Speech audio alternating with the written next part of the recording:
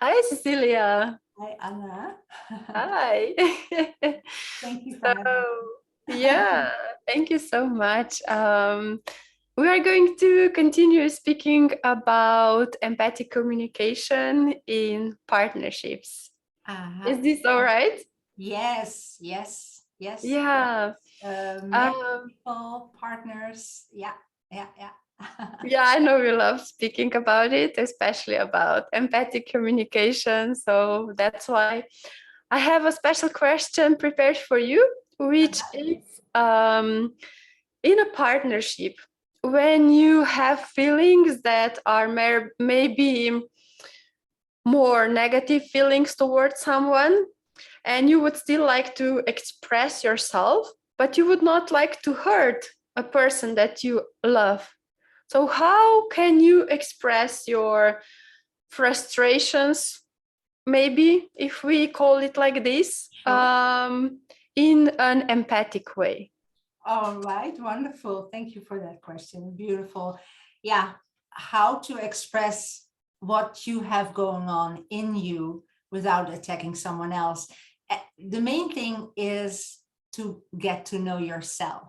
So it means you have to verbalize your feeling.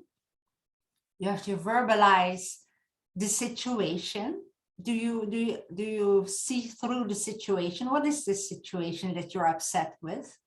And then the consequence for you. Why is it so bad for you? And what brings that for a feeling? So it's like actually 4 areas that you need to really very quickly make up your mind, so to say, and verbalize it in a way that that the other still hears it and feels it, but not is personally attacked. Um, would you have an example that you want me to uh, run up? I can come up with an example. Yeah. For example, I think a lot of ladies would complain if their husband spent too much time, probably in the afternoon, maybe with his friends. All right. Okay. Instead of helping her. Yeah, Yeah. something like this. I think this can be Sure. an, yeah. Sure.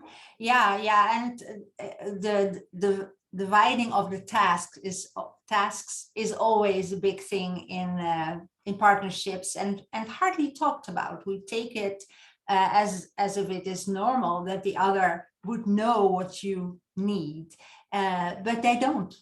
And don't assume that the other person knows you by now, knows that you want this afternoon to your girlfriends and he should be home. He doesn't know because you didn't tell him. Okay. So first of all, being in in advance, saying what you expect for this afternoon or whatever, or uh, that he's going out, and you would still want to eat together at 6. So you mention the things that you would like to, and not by a demand like, and you better be home at 6.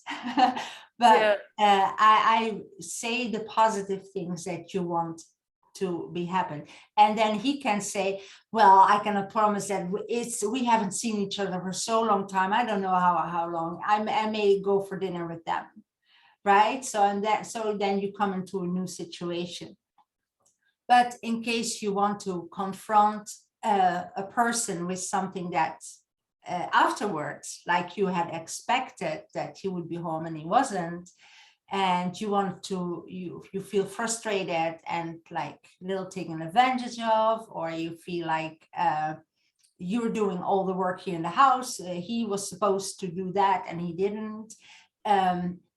So what you're gonna describe the action that uh, you feel should have been done, that you expected, uh, and then what the consequences for you, like, because you came home at 7, I had eaten already, and I had expected that you would have done the dishes before I have my class at 7:30.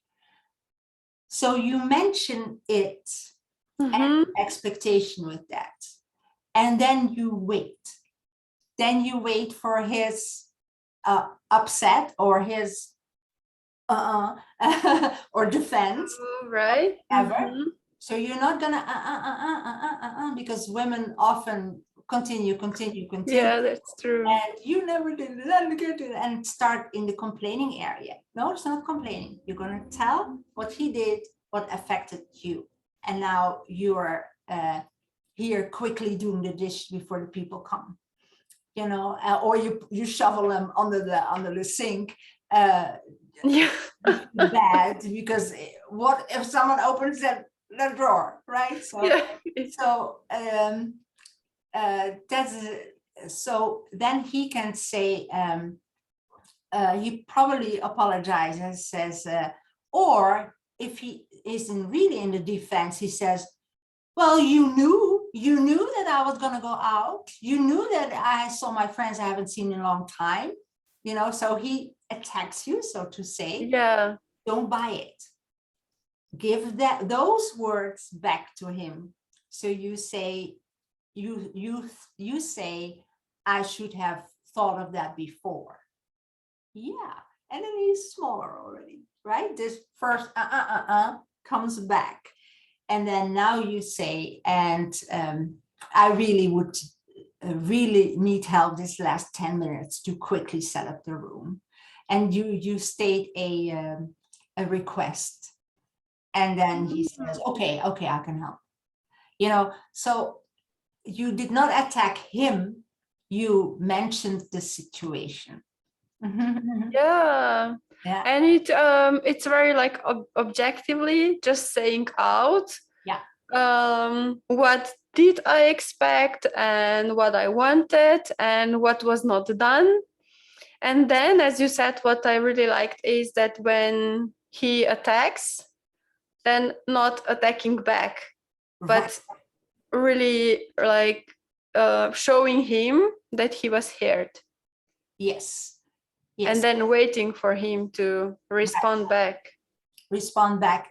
And that is that playing the game together, instead of, you know, if he attacks, well, you should have known, and then you say, you go over that because you want to top that, because you feel in your right that, you know. So before you know it, you are in a big fight and you slam doors and you don't talk to each other.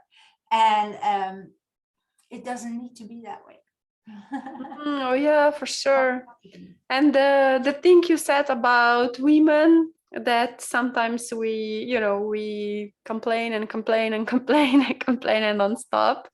Yeah. That's super important to have in mind, just to like share what we feel and what happened, just explain the situation, and then concrete and tangible the situation, not the judgment that he's always late or he's never there for you, or, you know, because if someone would say that to you, you're never there for me, what can you do? You feel bad.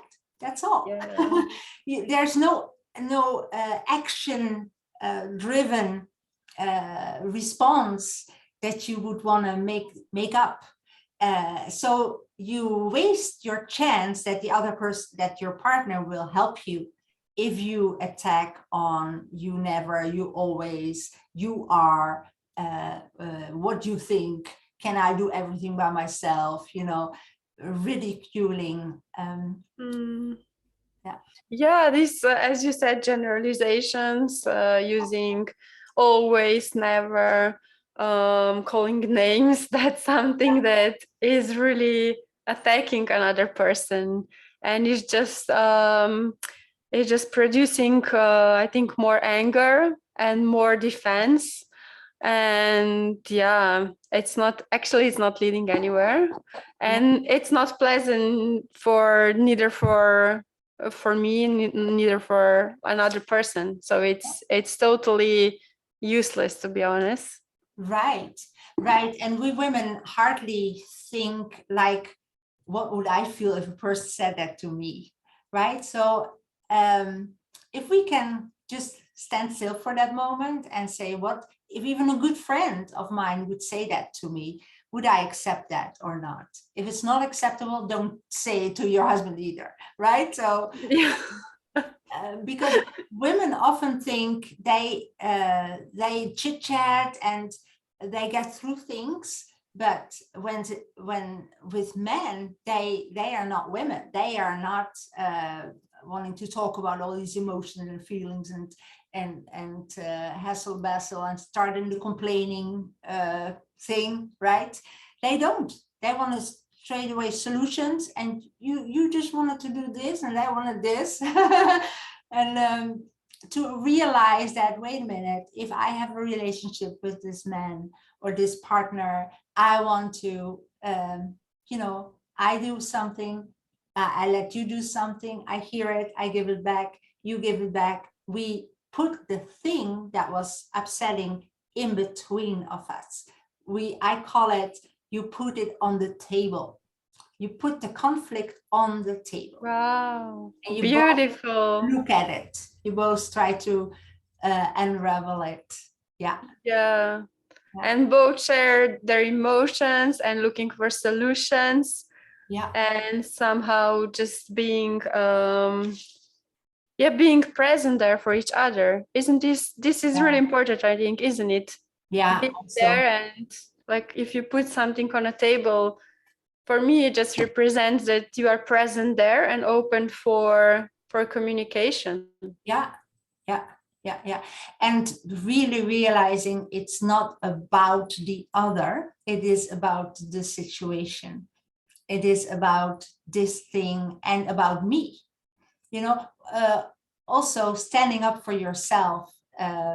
I do so much for you and you never are there for me. Well, stop doing so much for the other, right? So don't do it. Don't do it. Just say you don't do it. Or don't do it. Yeah. The nonverbal expectations that women have of how men provide for them is sometimes so unspoken and so not discussed that the dissolution comes quicker with women, that they feel they did not marry the right guy, so they put it on the person instead of on the situation. And do you encourage people then to really communicate a lot? Yeah. To have a conversations with each other and really to vocalize what they want or what they don't want or what are their wishes and expectations? Yeah, definitely. And I remembered a moment that I realized that already when I was like 17 or something, because my mom was in the kitchen stirring a pot and having this face.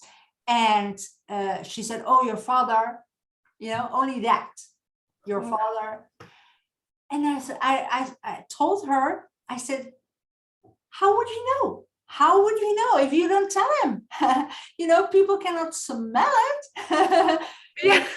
I said that you cannot smell it, and that was also one of the first things that I never forgot. That I thought, if we want men to honor us or partners to honor us, we have to let them know in their language, not in my language, like la la la la la la la la. That's my language as a woman, but it has to be his language. You know what? In that case, I would like to have this or that. Is that possible? Is that an option? Or I prefer this or that. Speaking out, what is it that you want and need? Yeah, and very clear, if I understood correctly. Yes. Oh, that's beautiful. Thank you so much for this nice conversation today.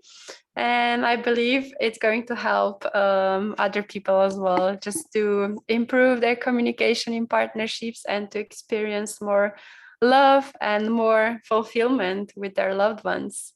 Yes, more love, definitely. Let's go for that. Yeah. Oh, thank you so much. Yeah. You're very welcome. Have a beautiful day. You too. Thank you so much. Thank you. Bye.